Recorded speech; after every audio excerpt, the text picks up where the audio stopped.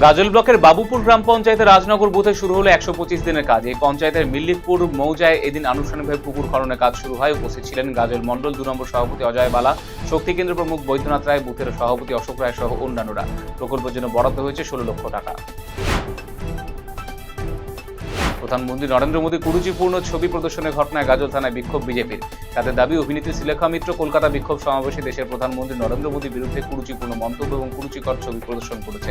তার দ্রুত গ্রেপ্তার এবং দৃষ্টান্তমূলক শাস্তির দাবিতে থানায় ডেপুটেশন দেওয়া হয় বিজেপির তরফে।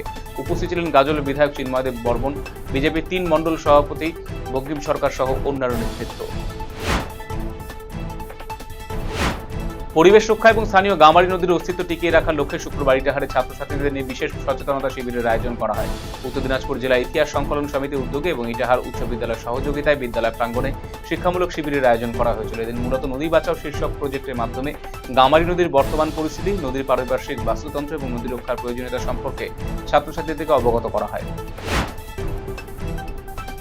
নির্মাণে কয়েক মাসের মধ্যে প্রধানমন্ত্রী গ্রাম সড়ক যোজনা আওতায় তৈরি হওয়া জামালদহ হাট থেকে শোলমারি বাজার পর্যন্ত MRL-03 সড়কের বিভিন্ন অংশে পিচ উঠে যাওয়ার অভিযোগ তুলছেন স্থানীয় বাসিন্দারা। অভিযোগের প্রেক্ষিতে শুক্রবার রাস্তার মান যাচাই করতে বিশেষ রোড টেস্ট করা হলো। পরীক্ষায় উপস্থিত ছিলেন PNRD এবং WBSRD এর অ্যাসিস্ট্যান্ট ইঞ্জিনিয়ার সুমন চৌধুরী। তিনি জানিয়েছেন, এটি নিয়মিত মান পরীক্ষার অংশ।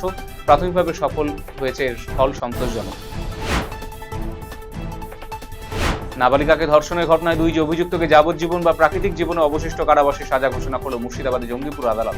উল্লেখ্য, 2021-এর 10ই জুন লকডাউন চলাকালীন মুর্শিদাবাদের ফারাক্কা এলাকায় মামার বাড়ি থেকে হেঁটে ফেরার সময় মালদা বৈষ্ণবনগর থানা বাসিন্দা এক নাবালিকাকে অ্যাম্বুলেন্সে তুলে অপহরণ করা হয়।